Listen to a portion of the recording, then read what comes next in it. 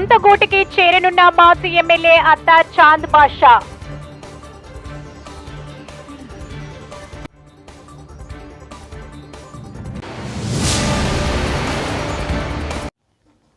శ్రీ సత్యసాయి జిల్లా కదిరి నియోజకవర్గ టీడీపీ మాజీ ఎమ్మెల్యే అత్తర్ చాంద్ బాషా తిరిగి వైఎస్ఆర్ కాంగ్రెస్ పార్టీలో చేరనున్నారు. రాష్ట్ర ముఖ్యమంత్రి వైఎస్ఆర్ కాంగ్రెస్ పార్టీ అధినేత వైఎస్ జగన్మోహన్ రెడ్డి సమక్షంలో ఆయన వైఎస్ఆర్సీపీలో చేరనున్నారు. 2014లో అత్తర్ చాంద్ బాషా వైఎస్ఆర్ కాంగ్రెస్ పార్టీ తరపున కదిరి ఎమ్మెల్యేగా గెలిచి ఆ తర్వాత చంద్రబాబు సమక్షంలో టీడీపీలో చేరిన విషయం తెలిసిందే.